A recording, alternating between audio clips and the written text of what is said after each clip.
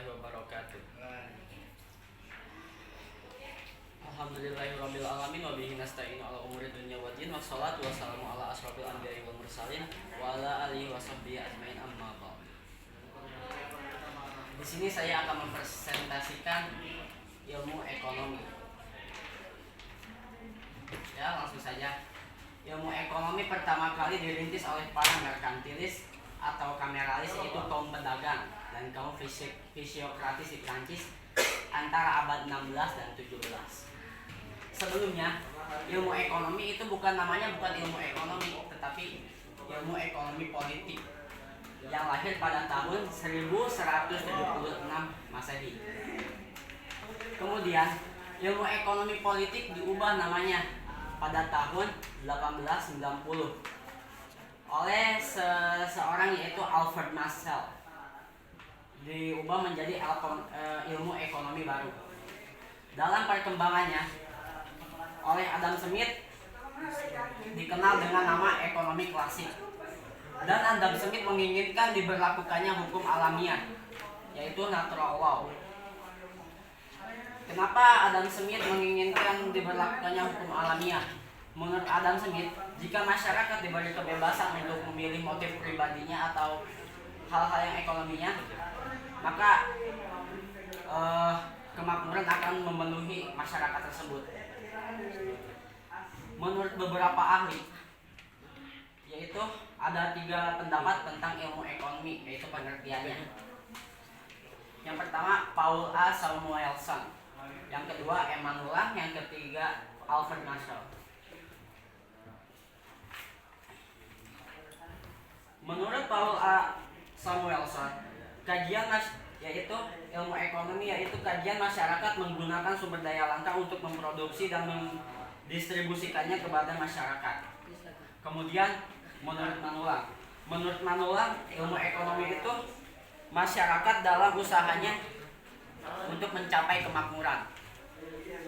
Yang ketiga, Alfred Marshall, yang menyatakan bahwa ilmu ekonomi itu ialah ilmu yang mempelajari kehidupan sehari-hari.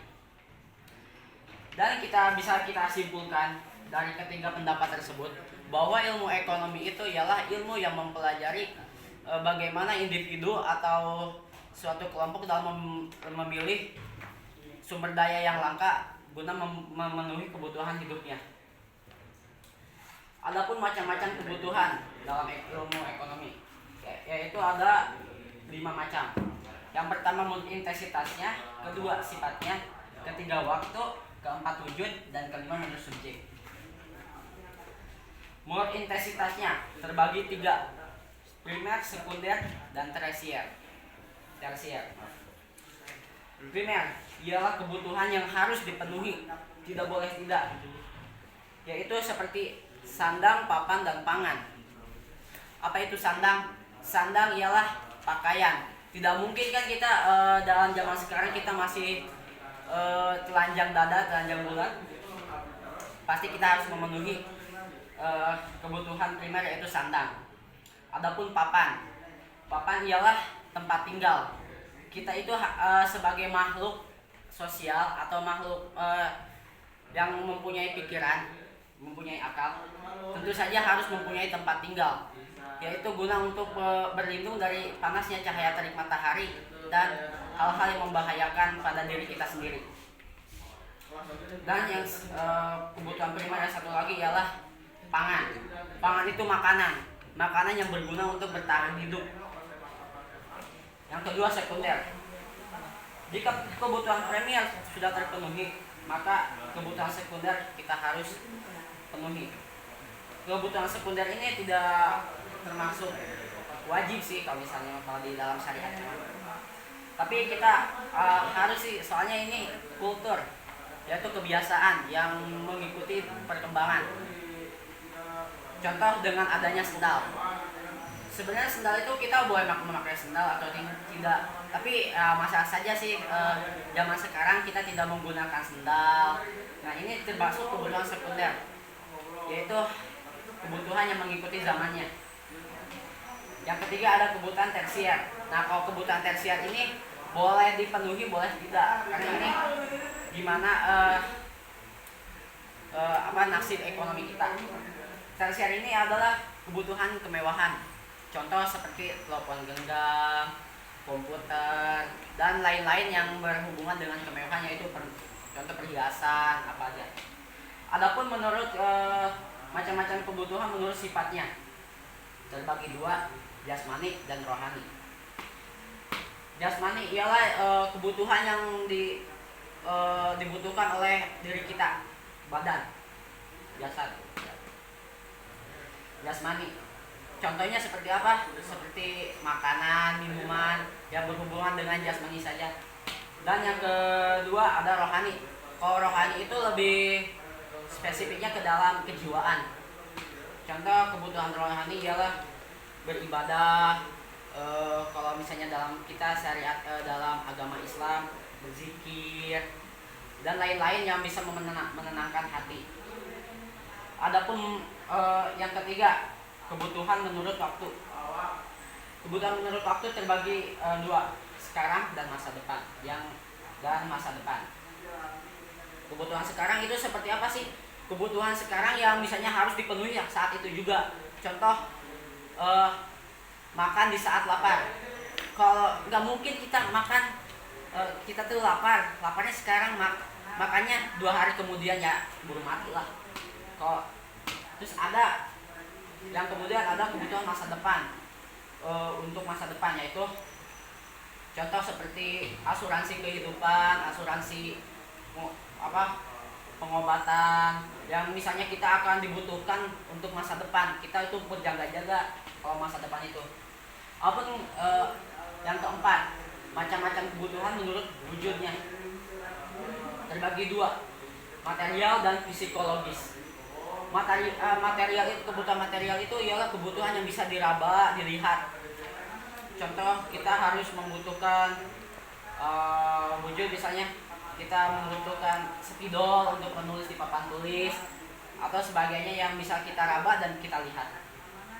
Dan kemudian psikologis. Kalau psikologis itu kebalikannya, tidak bisa dilihat, tidak bisa diraba, berarti masih sama dengan rohani, yaitu kejiwaan. Contoh kita harus rekreasi supaya tidak stres dalam pikiran, jiwa, supaya ada ini termasuk kebutuhan. Dan terakhir, kebutuhan menurut subjek terbagi dua, individu dan kolektif. Individu ialah kebutuhan tersendiri. Contoh ya kita sama seperti jasmani atau rohani yang berhubungan dengan diri kita sendiri. Contohnya kalau individu itu kita butuh makanan untuk memenuhi, untuk bertahan hidup, untuk diri kita sendiri. Dan kemudian ada kolektif. Apa itu kolektif? Kolektif itu adalah kelompok. Contoh kebutuhan yang digunakan secara berkelompok. Contohnya WC umum, mall, pasar, kayak gitulah, itu yang berhubungan dengan kolektif. Dan adapun dalil, maaf sebentar ya. Dalilnya menurut di Al-Qur'an,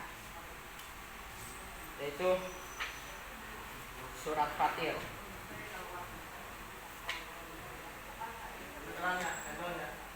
Surat Fatir ayat 35. 35, maaf, 27 sampai 28. Bismillahirrahmanirrahim. Yang artinya, tidakkah engkau melihat bahwa Allah menurunkan air dan langit, lalu dengan air itu kami hasilkan buah-buahan yang beraneka macam jenisnya. Dan di antara gunung-gunung itu ada garis-garis putih dan merah yang beraneka macam warnanya, dan ada pula yang pekat hitam.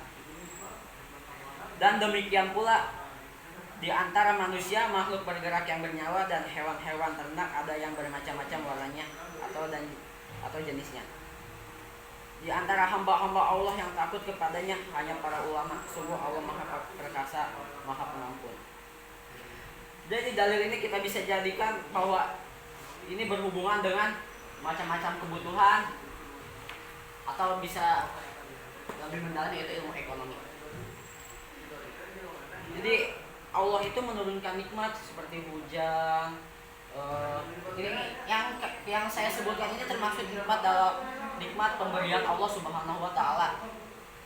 Jika tidak diberikan nikmat oleh Allah Subhanahu wa taala, maka tidak adalah penjelasan seperti ini.